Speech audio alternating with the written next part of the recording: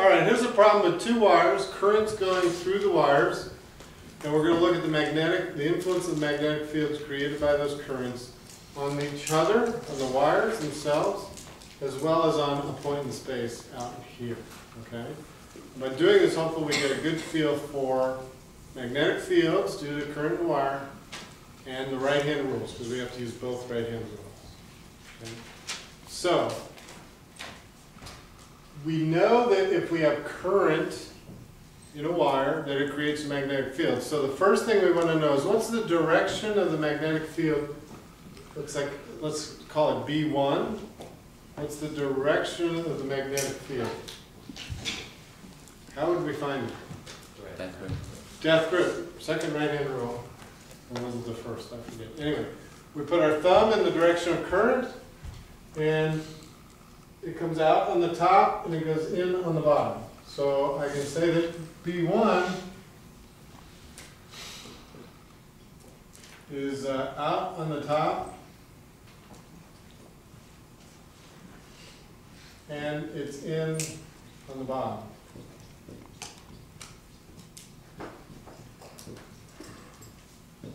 Okay? So that creates a magnetic field that's going like this. If this is the wire, this is my wire, it's going like this. How do we know it's out? This are the tips of the arrows coming at you. This is the feathers of the arrows going away from you. Okay? So that's B1. Isn't it coming out at you for I2? No, not for the top one, for the bottom one, I2, but X is on the bottom. Like all the way. You just talking about the first one? Okay, never mind. Yeah, this is just B1. Okay. In fact, I'll do that. Okay. So, can we figure out the size, now that we know the direction, can we figure out the size of B1 at B2?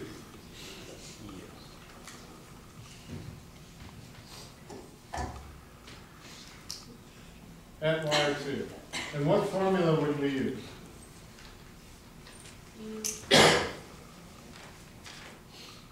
I don't remember, so you guys It's have UI over 2 pi r. UI over 2 pi r. Okay, and R is, well, let's fill these out. Mu is what? That's the 4 pi.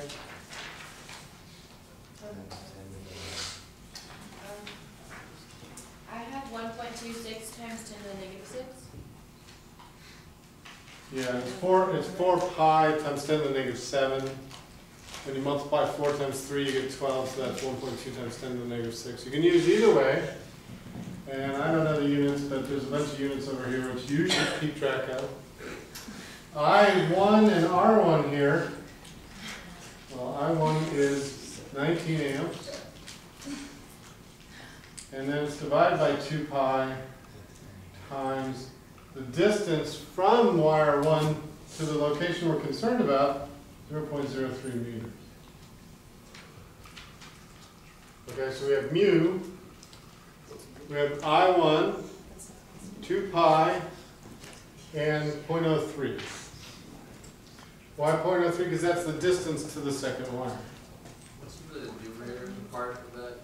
That's 4 pi times 10 to the 7th with a bunch of units. Okay. Is it negative 7? 10 to the negative 7, yeah, sorry. It's just mu.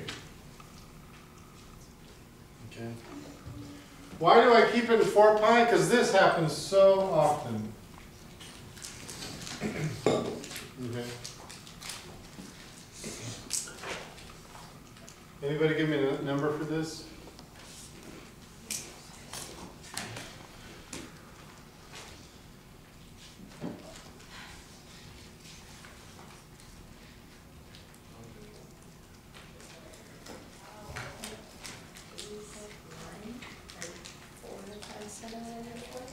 Four times 10 to the negative 4. And the units are Teslas. Magnetic field is in Teslas. Did anyone else get this? I got 1.3 times 10 to the negative 4. 1.3. Okay.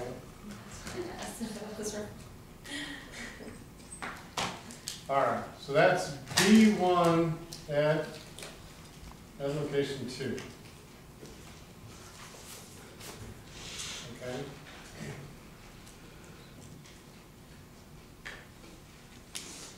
All right, now, can we say, now we know the direction, B is into the page, and we know the size, that number 1.3 times 10 to the 4th Tesla. It's a reasonable field, not huge.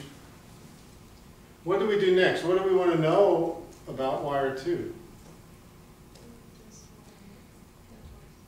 We want to know what force that magnetic field is creating on the current in wire 2. We have moving charge here. Charge is positive charge is moving this way. Well, really, electrons are going that way. Positive charge is moving this way. It's in a magnetic field. That creates a QVB right-hand rule force. Okay? So how do we use the right-hand rule? Let's find the direction of the force first. This is B, so that's into the page. Okay? This is V, the velocity, that's the direction positive charges are moving. Okay? So therefore the force acting on the positive charges that are moving is downwards. Okay?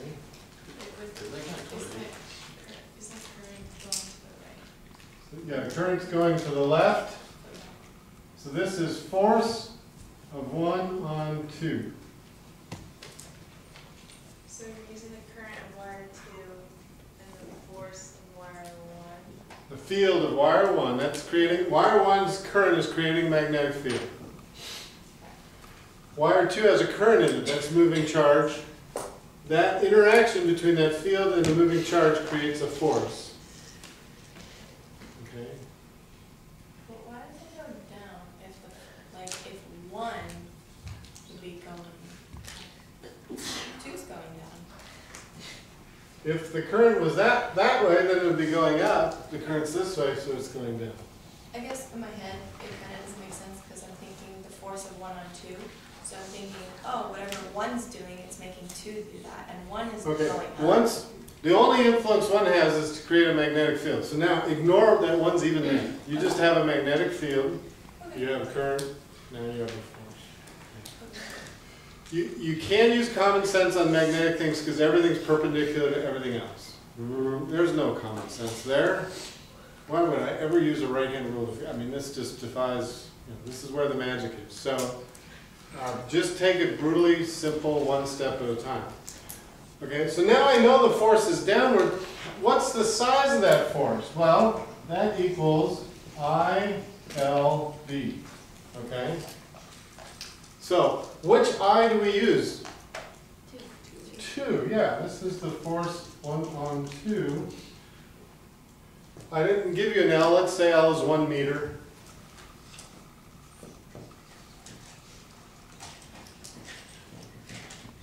Okay, so what that means is for this entire meter, this whole effect is going on.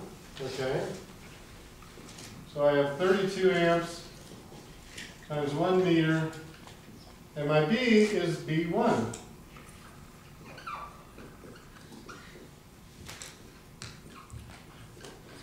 Okay, so this is the size of the field at wire 2. And it's interacting with the current in wire 2. So I would label this 1 at 2. That's kind of small writing, but so this. Okay. Any answers here? 32 times 3 is 9.6 times 10 to the minus 4. Yeah. 0.004.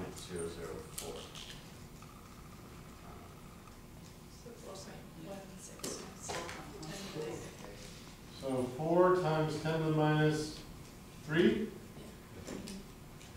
And that's in newtons. Okay. Yes? So just keep in mind that when you're finding the force of 1 on 2, you're using the second current because you're taking the magnetic field from the first. That's right. It's the magnetic field from the first wire acting on the current in the second wire creates the force acting on the second wire. Yes. Understanding that sequence is the problem. Understanding that sequence is the problem. Right? Now all we're doing is saying what's the size of that. Okay. All right. Does that kind of make sense? Okay. You guys do it the other side. All right. I want to know what's the direction of B at wire 1. What's the size of B? We'll call that B2 at 1. What's the size of B at wire 1? So you need the direction and the size. And then we want to know the force of 2 on 1. Okay.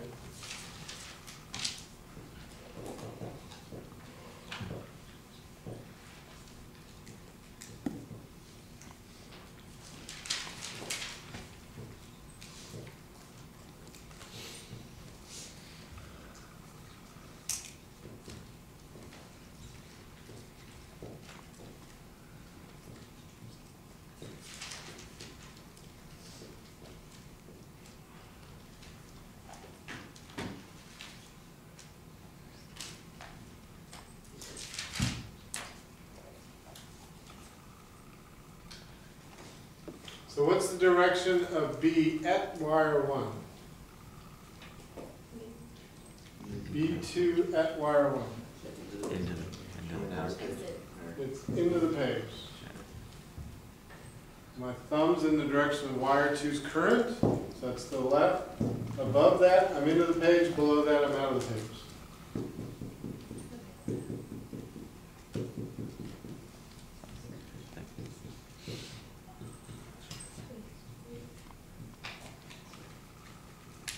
Does that make sense?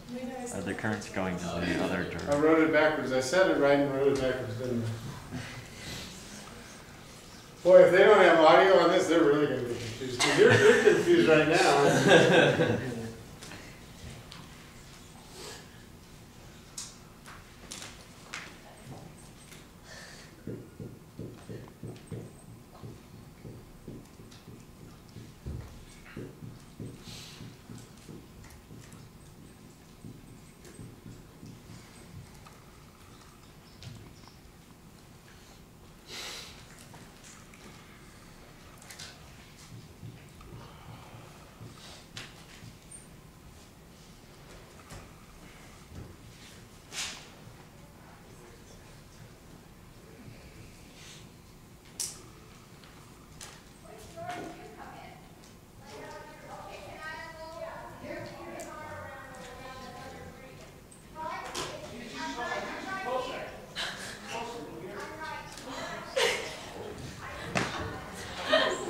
Funny, they sound like they're 2 feet away from each other.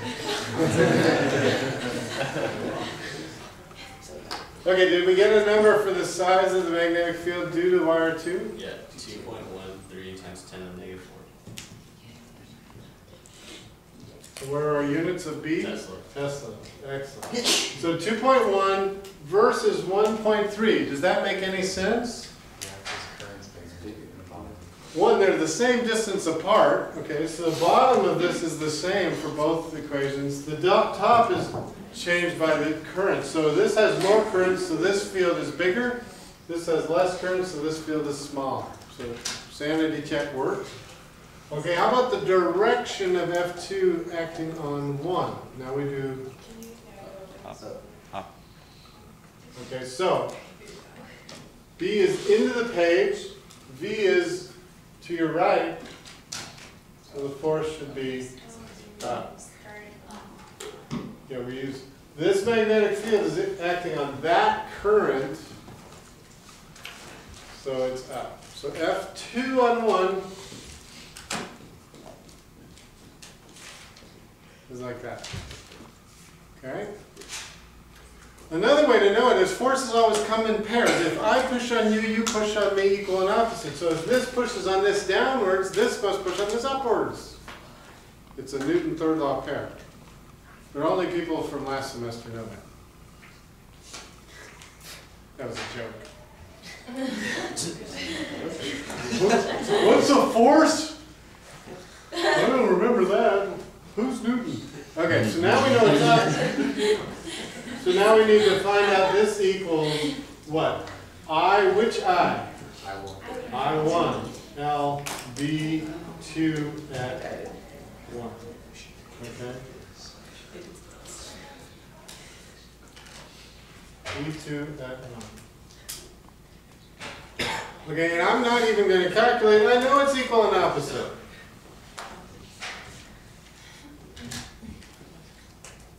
I would presume that you would feel more comfortable if you calculate that out. So, I mean, Go ahead. Why is it equal and opposite? no, I mean, well, I guess that technically boils down to what my question is. So, like, why do they end up with the same force, even though their current is different? This was a smaller current, so it had a smaller magnetic field, but it was acting on a bigger current. Okay. This had a bigger current, so it had a bigger magnetic field, but it interacted on a smaller current. You're actually, if you look at the math, each one of those is somewhere in these two equations and these two equations, so they end up producing the same result. Okay. If you can keep the big Newton third law picture in your mind, then you don't have to recalculate. Okay. Question? Okay. Was this pretty helpful? Yes. What was the X for? Yeah, what about the point? Oh, okay. If I had a point, okay, so if I have a point down here, first of all, if I said, what's the force acting on that point? What would you say? How'd you find that out?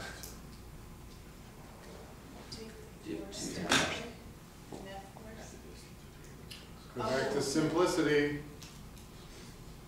We use those forces and like apply them to their direction on that point, right? This is a point in space. There's no force on a point in space. There's got to be something there. Okay, so just trying to get you to think big picture, right? Because you guys dive into the details before you consume the big picture a lot, and you end up going off and solving a problem that wasn't there, right? So, what would I ask you about what's going on at this point in space? What's the only thing I can ask you? Did you put a charge there? I could put a charge there. Okay, so I put a 19 coulomb charge there.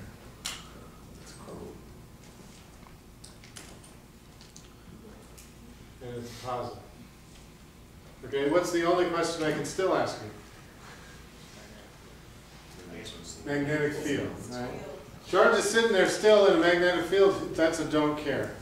Something has to be moving or changing relative to each other for it to do anything. So a charge sitting in a magnetic field, meh, so what? We're charged, we're sitting in a magnetic field right now. Okay.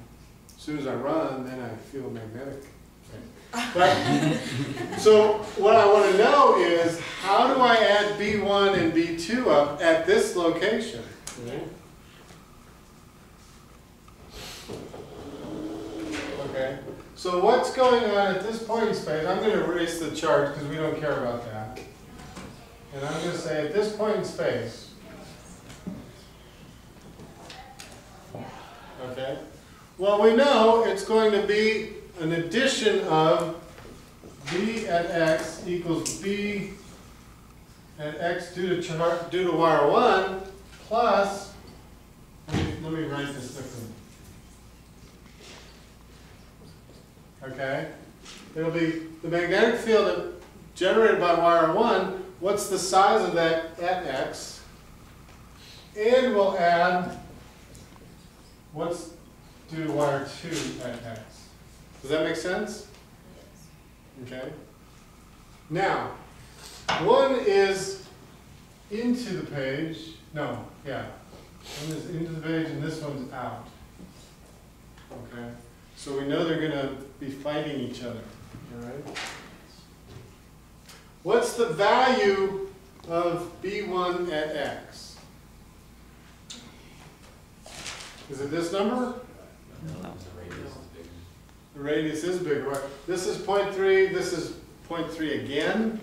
So this would be, down here, that would be a 0.6. So it would be half of this. So that equals 0.5. 6.5 times 10 to the minus 5 Tesla. Into. Okay, half of this is that. Does that make sense? Half of this is that. Okay. How about, is that everyone good on that? Because it's twice as far away, and it falls off as a 1 over R thing. Okay, how about B2 at X? B2 at X. It's the same as this. This is the value 0.3 above. Well, it's the same value 0.3 below. And I'm going to leave the sign out. That's 2.1 times 10 to the minus 4 Tesla. Okay, and this is out of the page. Okay. Now, I don't know which way you want to be positive. You guys look pretty positive today, so this way is positive. Okay, out of the page is positive, so we'll put a plus here and a minus there. That was random. If I went into the page as positive, then I'd have it the other way. Okay. When you do that math, you get some number like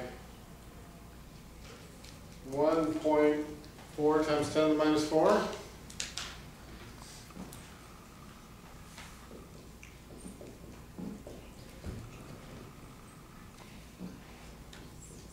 I'm doing that in my head so I know it's wrong.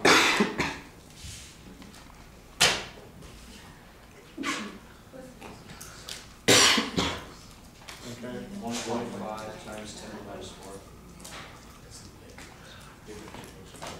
Something like that. Okay. Why did you choose B2s and out? B2 is coming out below this wire. Oh, right. Okay, and it's going in above this wire. This is a pretty complicated picture. But then it's still 2 times the distance, right? No, from wire 2, it's the same distance as it was up, 0.3 and 0.3. So that's why we kept that the same.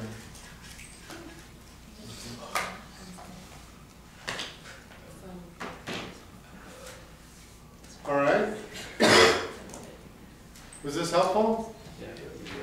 Wait, so it doesn't matter which way you have the positive or negative sign? No, it's like, is the x direction positive this way or this way? It doesn't matter as long as you're consistent with the direction you pick. We picked randomly that positive was coming out of the page, so B2 is positive, B1 is negative. Yeah. Completely random. Yes. Isn't it 2.75 times 10 to the negative?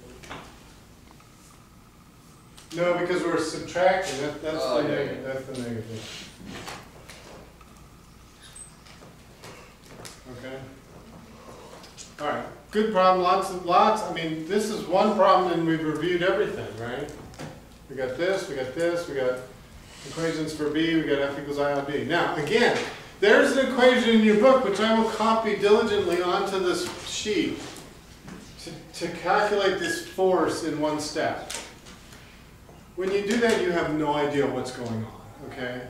So just like finding the wavelength and frequency of a stringed instrument, if you take it in this 1-2 step, now you're enforcing your concepts. You're working through the problem. You're actually doing physics instead of plugging and checking a formula that you happen to pick correctly for this problem. So I would never include that equation in a book I write, okay? Let's just learn our basics and apply them. Don't come up with an equation for this particular application. So again, I'm not bitter about that. So. I think that one equation only works if like the lengths are the same on each of the wires. Yeah, but we always usually do that. So okay.